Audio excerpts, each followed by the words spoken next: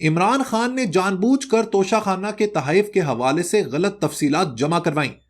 Court उन्हें इस बदउनवानी के लिए 3 साल कैद का हुक्म सुनाती है। ये अल्फाज हैं दोस्तों एडिशनल डिस्ट्रिक्ट एंड सेशन जज हुमायूं दिलावर के, और ये है तोशाखाना केस का फैसला। आखिर ये केस है क्या? आज की वीडियो में इसको डीकोड करेंगे।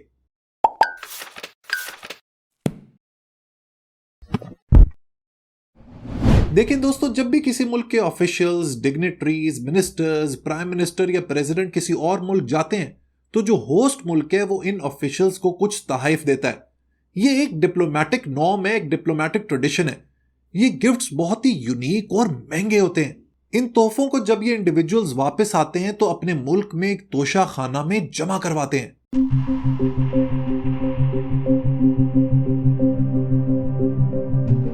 तोशाखाना फारसी और संस्कृत जबान का एक लफ्ज है जिसका मतलब है ट्रेजर हाउस, यानी कि वो जगह जहां पर खजाना रखा जाता है। ईस्ट इंडिया कंपनी के रूल के दौरान इंडियन ऑफिशियल्स को गिफ्ट एक्सेप्ट करना अलाउड नहीं था। इन गिफ्ट्स की वैल्यूएशन यानी मालियत का अंदाजा लगाया जाता था और बाद में तोशाखाना में जमा करवा दिया जाता था।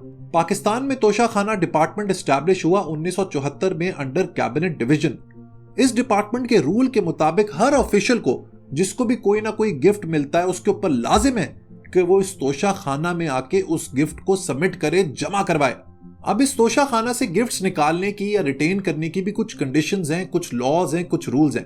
पहली ये कि अगर गिफ्ट की मालियत या वैल्यूएशन 30,000 से कम होगी तो उसे बगैर किसी पैसा जमा करवाए रिटेन किया जा सकता है, रिसीव किया जा सकता है।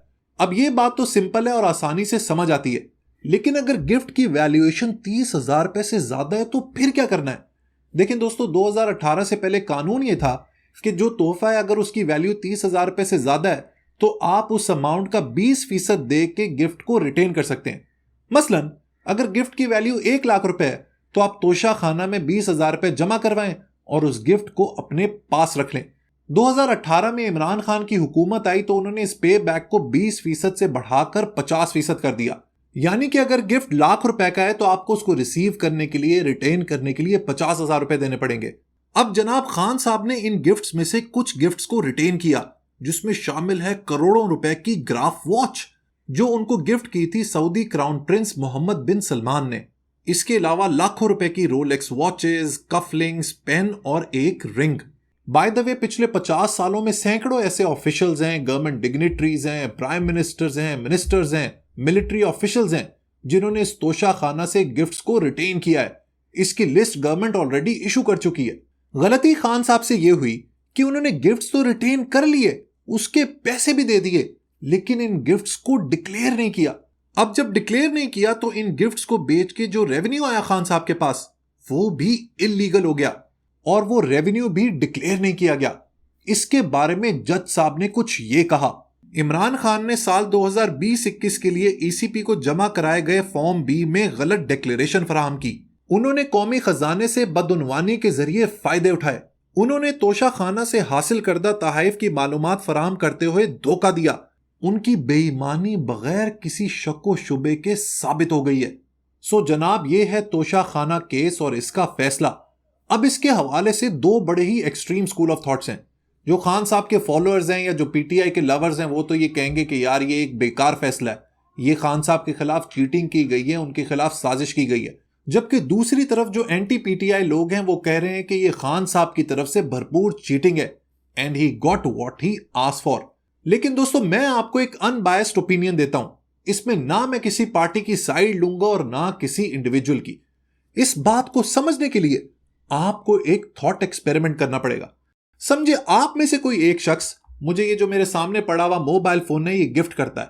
अब जैसे ही मुझे ये गिफ्ट मिलता है मैं अगले ही दिन मार्केट में जाके इसको बेचने लगता हूं। जब मैं दुकान पर खड़ा हुआ हूं आप वहीं से मेरे सामने से गुजर के जाते हैं और आपका और मेरा आई कांटेक्ट होता है और आप फौरन पहचान लेते हैं कि ये वही मोबाइल है जो आपने मुझे गिफ्ट किया था। अब आप मेरे बारे में क्या सोचेंगे?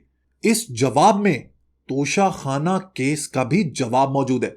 दूसरी एक और बात पीटीआई वाले ये कहते हैं कि जो तोशाखाना के तहफ़ हैं वो तो बाकी मिनिस्टर्स, प्राइम मिनिस्टर्स और प्रेसिडेंट्स ने भी बेचे हैं, चाहे वो जरदारी हो या नवाज शरीफ। देखें दोस्तों, इस आर्गुमेंट में भी एक मेजर फ्लॉ है। वो ये कि इमरान खान ने पिछले 30 साल से नैरेटिव ये बिल्ड किया है कि सारे करप्ट हैं, जो भी पॉलिटिशियंस हैं वो financially, morally, spiritually, in every which way they are corrupt. और इमरान खान एक ऐसा शख्स है जो सादिक और अमीन है, वो सच्चा है, वो ऑनेस्ट है।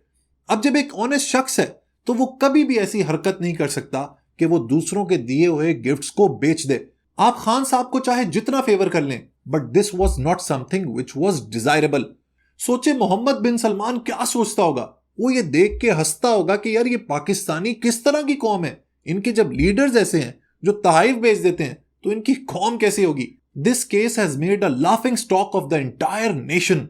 लास्ट में ये बात कि आज से कुछ हफ्ते पहले मैंने अपनी यूट्यूब कम्युनिटी के ऊपर एक पोल पोस्ट किया था कि अगर कल इलेक्शन होते हैं तो आप किस पार्टी को सपोर्ट करेंगे। अनबिलीवेबली तकरीबन 80% लोगों ने कहा था कि वो पाकिस्तान तहरीक इंसाफ को वोट करेंगे।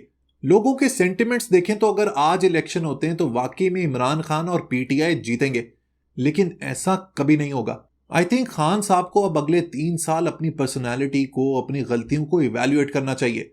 He needs to spend time with himself and contemplate where he went wrong. Khan साहब अगर द प्रिंस किताब पढ़ लेते या उनका कोई मैकियावेलियन एडवाइजर होता तो वो कभी भी इस सिचुएशन में ना होते। Anyways, now whatever happens should happen good for Pakistan. Pakistan जिंदाबाद।